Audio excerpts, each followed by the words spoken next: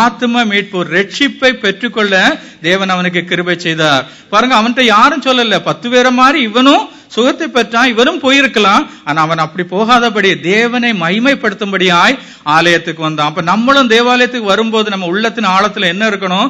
ஆண்டவரே, என் வாழ்க்கையில பாராட்டின கிருபைகளுக்காக இந்த நாளில் நான் தேவ சமூகத்திலே தேவனுக்கு துதியை செலுத்துவேன், நன்றியை செலுத்துவேன், உள்ளத்தின் ஆழத்திலிருந்து தேவனை துதிப்பேன் என்று சொல்லி வாஞ்சித்து வந்த போது அவனுக்கு அடிஷனலாக போனஸாக இன்னொரு ஆத்ம மீட்பும் அவனுக்கு கிடைத்தது.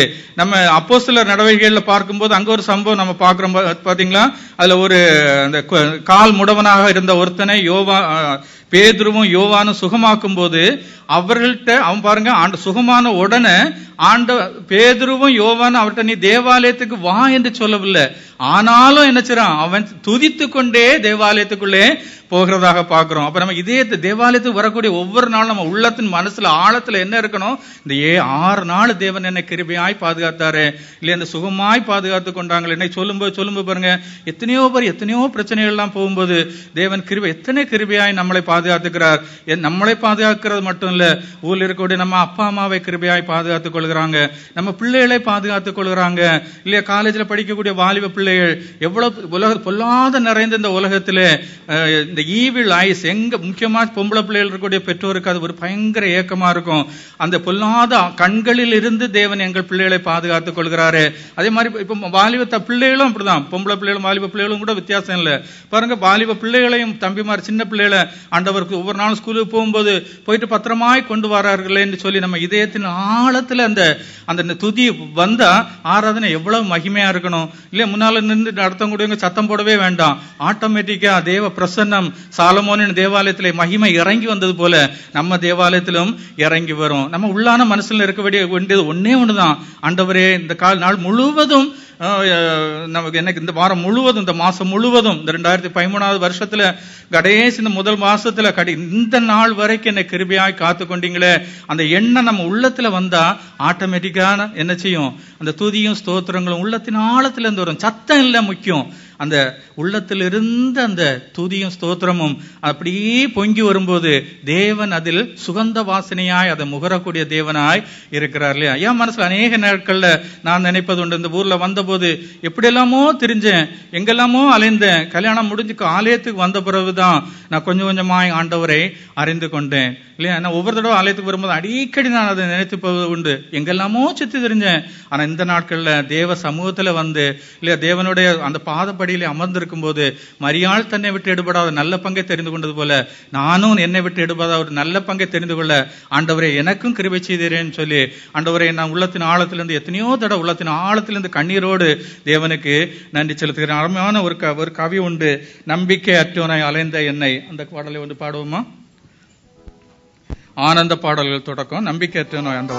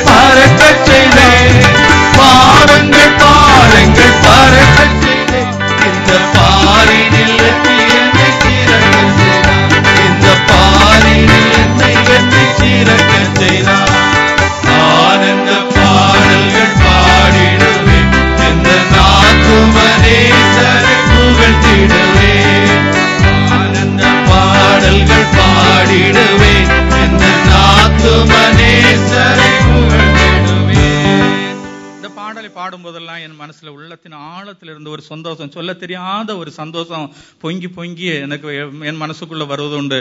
அடிக்கடி இந்த பாடலை நான் பாடுவது உண்டு. அந்த பாடலை பாடும்போது ஒரு நிச்சயம், மேலோக நாடு ஒரு நாள் எனக்கு உண்டு. நம்ம ஆலயத்துக்கு வரக்கூடிய பிள்ளைகளுக்கு அந்த 10 குஷ்டரோகிகளை போல நம்ம எல்லாரும் இல்லையா உலகத்தின் நன்மைகளை சரீர சுகங்களை எல்லாம் அனுபவிக்கிறோம். ஆனா ஒருத்தன் மாத்திரம் வந்து அந்த ஆத்ம மீட்பை பெற்றுக் கொண்டது போல ஆண்டவரே எனக்கும் அந்த 10ல் ஒருவனாக என்னையும் தெரிந்து கொண்டு வைங்களே, எனக்கு ஒரு நாள் அந்த பரலோக ராஜ்யத்தின் ஒரு நிச்சயத்தை எனக்கு தந்திருக்கிறதுக்காக ஆண்டவருக்கு நன்றி என்று எத்தனையோ நாள் நான் உள்ளத்தின் ஆழத்துல அதை நான் நினைவு கூறுகிறது உண்டு. அந்த ஒரு கடியை கூட நம்ம பாடுவோம். மேலோக நாடந்தன் சொந்தமது, இந்த பூலோக நாட்டமும் குறைகின்றது. மேலோக நாடந்தன் சொந்தமது, இந்த பூலோக நாட்டமும் குறைகின்றது. மாயையில் மனவினி வைத்திடாமல், மாயையில் மனவினி வைத்திடாமல், தேச காயமதை எண்ணி வாழ்ந்திடுவேன், தேச காயமதை எண்ணி வாழ்ந்திடுவேன். ஆனந்த பாடல்கள் பாடிடுவேன், எந்த நாத்துவனே கரை புகழ்ந்திடுவேன். இன்னொரு காரியத்தை கூட பார்க்கலாம். யோவான் எழுதின சுவிசேஷம் 6ஆம் அதிகாரம் 24 to 26. அப்பொழுது இயேசுவும் அவருடைய சீஷரும் அங்கே இல்லாத ஜனங்கள் கண்டு உடனே அந்த படகுகளில் ஏறி இயேசுவை தேடிக்கொண்டு கப்பர்நகூமுக்கு வந்தார்கள். கடலின் அக்கறையிலே அவர்கள் அவரை கண்டபோது, ரபி, நீர் எப்பொழுது இவ்விடம் வந்தீர் என்று கேட்டார்கள். இயேசு அவர்களுக்கு பிரதித்திரமாக, நீங்கள் அற்புதங்களை கண்டதினால் அல்ல, நீங்கள் அப்பம் புசித்து திருப்தியானதினாலேயே என்னை தேடுகிறீர்கள் என்று மெய்யாகவே மெய்யாகவே உங்களுக்கு சொல்லுகிறேன். அழிந்து போகிற போஜனத்திற்காக அல்ல, நித்திய ஜீவன் வரைக்கும் நிலைநிற்கிற போஜனத்திற்காகவே கிரியை நடப்பியுங்கள், அதை மனுஷகுமாரன் உங்களுக்கு கொடுப்பார், அவரை பிதாவாகிய தேவன் முத்திரித்திருக்கிறார் என்றார். பாருங்க, இந்த இடத்துல பாருங்க, ஒரு திரளான கூட்டம், திபேரியா கடற்கரையில் பகுதியில் நடந்த ஒரு சம்பவத்தை பற்றி சொல்லப்பட்டிருக்கிறது. திரளான கூட்ட ஜனங்கள் என்ன செய்தாங்க? இயேசுவுக்கு பின் சென்றார்கள். எப்படி? கடலையும் தாண்டி அக்கறைக்கு சென்று இயேசுவை பின் சென்றார்கள். ஆனா இதுல மிகவும் வருத்தமான ஒரு காரியம், தேவன் அவர்களை அங்கீகரிக்கல. ஒரு திரளான கூட்டம் கடலையும் தாண்டி இயேசுவை பின்பற்றும்படியா, இயேசுக்கு பின்னால போறாங்க, இயேசுவை பார்க்கும்படியாய் போறாங்க. ஆனா இயேசு என்ன சொல்லுறார்? நீங்கள் அப்பம் புசித்து திருப்தி ஆனதுனாலதான் என்ன தேடுறீங்கன்னு சொல்லிட்டாங்க இல்லையா? எவ்வளவு ஒரு பயங்கரமான ஷாக்கு பாருங்க. நம்மளும் அநேக நேரங்கள்ல எப்படி நம்ம வாழ்க்கையில எல்லாம் ஒழுங்கா இருக்கிறதுனால நம்ம ஆண்டோருடைய ஆலயத்துக்கு வருகிறோம். நல்ல மனைவி, நல்ல கணவன், நல்ல பிள்ளைகள், நல்ல வேலை, நல்ல சம்பாத்தியம், எல்லாம் சந்தோஷமா இருக்கனால நம்ம என்ன செய்றோம்? அப்படி ஒரு கொஞ்ச நேரம் அப்படி ஆண்டவருக்கு ஆலயத்துக்கு போயிட்டு வந்துருவோம். அப்படி சொல்லும் போது பாருங்க, ஆண்டவர் பயங்கரமான இந்த பகுதியை வாசிக்கும் போது மனசுக்கு பயமா இருக்கும். கடலையும் தாண்டி அவங்க அக்கறைக்கு போயிருக்காங்க. ஆனா ஆண்டவர் அவர்களை நிராகரித்து விட்டார். ஒருத்தரை கூட அதுல ஏற்றுக்கொள்ளவில்லை. என்ன சொல்றாரு பாருங்க, நீங்க வெறும் அப்பம் புசித்து திருப்தி ஆனதுனாலதான் என்ன தேடுறீங்கன்ட்டாரு. அப்ப எவ்வளவு ஒரு பயங்கரமான ஒரு காரியம். நம்ம யார் இந்த மாதிரி ஒரு சூழ்நிலைக்குள்ளே போய்விடக்கூடாது இல்லையா? என்ன பயங்கரமான ஒரு காரியம். இந்த பகுதியை வாசிக்கும் போது பயமா இருக்கும். ஒரு திரளான கூட்டம், ஒரு பெரிய ஜனக்கூட்டம் கடலையும் தாண்டி அந்த பக்கத்துல போனாங்க. ஆண்டவர் அதுல ஒருத்தரை கூட ஏற்றுக்கொள்ளவில்லை. நீங்க அப்பம் புசித்து திருப்தி ஆனதுனாலதான் என்ன தேடுறீங்கன்னு சொல்லிட்டு ஒரே வாரத்துல முடிச்சுட்டாங்க இல்லையா? இல்ல எவ்வளவு பயங்கரமான காரியம். ஆண்டவர் விரும்புறதெல்லாம் என்னதான் ஆண்டவர் விரும்புகிறார் பாருங்க. நம்ம இது மத மாற்றத்தை ஆண்டவர் விரும்புறதில்லை. ஒரு மதத்தை ஸ்தாபிக்கவும் ஆண்டவர் வரவில்லை. அவர் விரும்புறதெல்லாம் என்னது? நம்ம மனசுல ஒரு மாற்றம். நம்ம உலகத்தில் இருக்கக்கூடிய எத்தனையோ செல்வங்கள், எத்தனையோ சம்பாத்தியங்கள், இதெல்லாம் கொடுக்க முடியாத அந்த தேவ சமாதானத்தை யார் தான் கொடுக்க முடியும்? இயேசு சாமி தான் கொடுக்க முடியும். அதை உணர்ந்தவர்களாக ஆண்டவரிடத்திலிருந்து எனக்கு அந்த அவர் வைத்திருக்கக்கூடிய அந்த கிருபைகளை, அந்த சந்தோஷத்தை, அந்த சமாதானத்தை வாழணும்னு சொல்லிட்டு அதற்காக நம்ம தேவனை தேடும் போது தேவன் நம்மளை அங்கீகரிக்கக்கூடிய தேவனாக இருக்கிறார். இன்னொரு காரியம் கூட பார்க்கலாம். யோவான் எழுதின சுவிசேஷம் 18ஆம் அதிகாரம் 38வது வசனம். அதற்கு பிலாத்து, சத்தியமாவது என்ன என்றான். மறுபடியும் அவன் யூதர்களிடத்தில் வெளியே வந்து, நான் அவரிடத்தில் ஒரு குற்றமும் காணேன். பாருங்க, இந்த இடத்துல இன்னும் யாரை குறித்து சொல்லப்பட்டிருக்கிற? அங்க ஒரு ராஜா இருந்தான், பிலாத்து, யோரோது. அவன் என்ன செய்தான்? முதல்ல ஆண்டவரை பார்க்க வாஞ்சையாய் வந்தான்.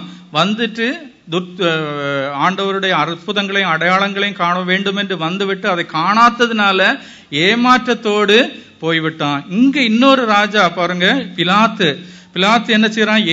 இயேசு சாமி இப்ப முன்னால நிக்கிறாங்க.